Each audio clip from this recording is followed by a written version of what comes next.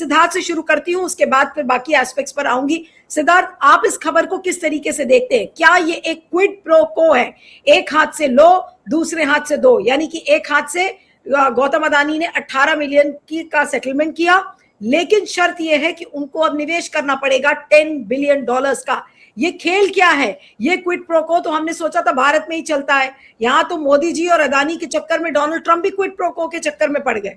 जी जी, आपने जो जो ग्राफिक्स दिखाया और जो जो बताया वो बिल्कुल सही है, लेकिन एक बात जो आपने कहा क्विड प्रो को का मतलब होता है एक सौदा। सौदे में एक व्यक्ति देता है और दूसरा आदमी लेता है, मतलब दोनों को कुछ न कुछ लाभ होता है, दोनों ही लोगों को, एक को पैसा मिलता है, दूसरे को सामान मिलता है। हम अगर सब्जी भी खरीदने जाते हैं तो इतना तो हो ही जाता है कि सामने दुकानदार को मेरे पैसे का लाभ होता है और मुझे मेरे घर में आलू टमाटर आ जाता है। लेकिन यहाँ पर ये क्विड प्रो को नहीं है, ये ट्रंप साहब का मेरा सब कुछ मेरा और तेरा भी मेरा वाला खेल है। ये पूरा का पूरा भारत को निगलने का ये प्लान है। उसका मैं आपको कारण बताता हूँ। कारण सीधा सीधा सा ये है कि जो कानून नाम की चीज होती है, वो कानून बनता तो कहीं पर भी, किसी भी देश में, किसी भी दुनिया के कहीं पर भी जब कानून बनता है तो कानून बनता है गलत काम करने वाले को पकड़ने के लिए। लेकिन एक बार जब कानून बन जाता है तो कानून एक हथियार भी होता है सरकार के पास सामने वाले को परेशान करने के लिए। तो कानून एक दुधारी तलवार होती है। भारत में उदाहरण के लिए ईडी का केस अगर बनता है तो आप विजय माल्या को और नीरव मोदी को भी आप पकड़ के ला सकते हैं, लेकिन ये ईडी का केस लगाते किस पर हैं? ये ईडी का केस लगा देते हैं हेमंत सोरेन और अरविंद केजरीवाल पे। दूसरी बात यह है कि यहाँ पर जो आप इस किस्से को बता रही हैं, आपने इसका पूरा सिलसिलेवार बता दिया।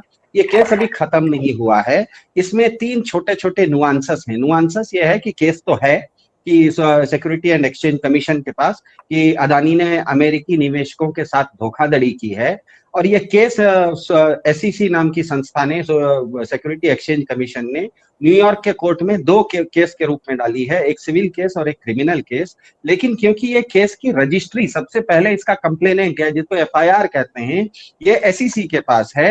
तो अदानी एसईसी के पास गए हैं कि देखिए हम और आप कोई सेटलमेंट कर लेते हैं, अगर मैंने कोई गलती की है तो मैं पेनल्टी देने के लिए तैयार हूं, मैं पेनल्टी दे दूंगा, आप केस खत्म कर दीजिए। तो कानून जहां पर आप कानून का दुरुपयोग करते हैं वहां पर यह भी देखा जाता है कि एक ही कानून से आप किसी ट्रंप के वकील इस पूरे मामले को देख रहे थे, और मैं जो पढ़ रही हूँ एक्सप्लेनेशन में वो यही है कि ये पूरा उलटफेर हुआ कैसे है। इसको थोड़ा सा यहाँ पर अगर आप इस पे बताएंगे। इस उलटफेर के पीछे अदानी की नई कानूनी टीम का कमाल बताया जा रहा है। इसका नेतृत्व कर रहे रॉबर्ट जे ग्रुफा जूनियर का काम है। ये खुद अमेरिकी राष्ट्रपति डोनाल्ड ट्रंप के निजी वकील में से एक है।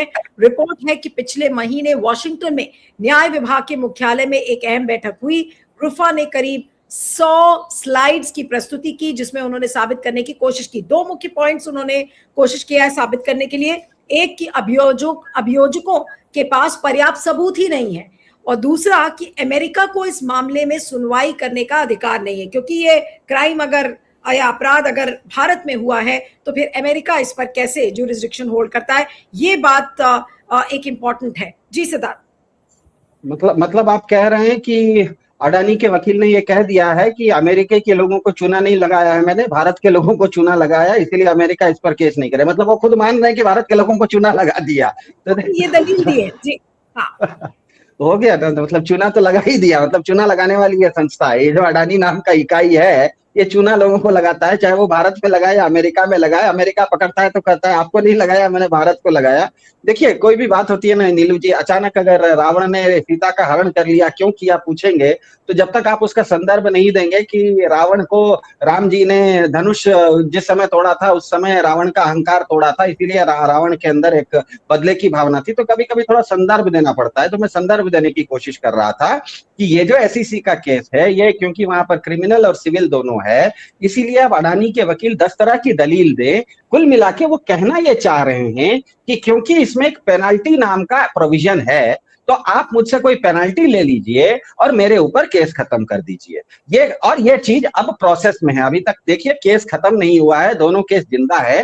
अब ये निर्भर करता है कि ये जो सेटलमेंट की बातें होंगी, अडानी कितना पेनल्टी एसईसी को देने के लिए तैयार होंगे या एसईसी कितना पेनल्टी मांगेगा, उसके आधार पर ये केस खत्म नहीं होगा, ये केस विथड्रॉ किया जाएगा। यहाँ पर कोई कोर्ट ये नहीं कहेगा कि अदानी ने कोई गलती नहीं की। कोर्ट ये कहेगा कि एसईसी, क्योंकि एसईसी में इन्होंने पेनल्टी दे दी है, इसीलिए अब ये केस आगे इसको दंड देने की जरूरत नहीं है। क्योंकि जिस चीज में पेनल्टी का प्रोविजन रहता है, जिस चीज में जुर्माने का प्रोविजन रहता है, उसमें आपको जेल डालने की जरूरत नहीं होती। सामान्य से आप ट्रेन में भी जाते हैं तो लिखा रहता है कि अगर आप चेन खींचेंगे तो या तो 250 रुपए जुर्माना लगेगा या 6 महीने की सजा होगी। दोनों नहीं हो सकती है। जुर्माना आप 250 दे दीजिए तो जेल नहीं होगा, लेकिन अगर ये अभी तक जुर्माना देने की तैयारी नहीं थी, अब ये कह रहे हैं कि हम आपको जुर्माना देने के लिए तैयार हैं, तो जब जुर्माना वो दे देंगे तो शायद वो दंड खत्म करने की बात है। लेकिन ये बात इतनी सी नहीं है, ये बात इससे बहुत ज्यादा गहरी है। ये मैं अभी तक कह रहा था, ये केवल संदर्भ है। आप अगर मुझे 3 मिनट ज्यादा समय देंगी तो मैं इस चीज को समझाऊंगा।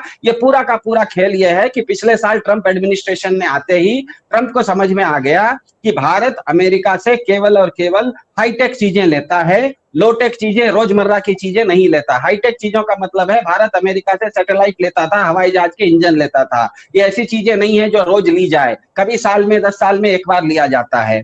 दूसरी तरफ अमेरिका में ट्रंप साहब के जो वोटर थे वो किसान भी थे, वो ट्रैकर्स भी थे, वो तेल बनाने वाले भी थे। तो दूसरा चीज ये होता है कि फास्ट मूविंग कंज्यूमर गुड्स जो होता है, मतलब रोजमर्रा की जो चीजें होती हैं उसमें व्यापार का वॉल्यूम ज्यादा होता है। आप अपने घर में कार खरीदेंगे तो 5 साल में एक बार खरीदेंगे, लेकिन टमाटर आपको रोज खरीदना पड़ेगा। तो ट्रंप साहब ने सोचा कि अमेरिका ऐसी चीजें अब भारत को देना शुरू करे जो वो रोज बनाता है, जो भारत उससे नहीं उससे पहले लेता था।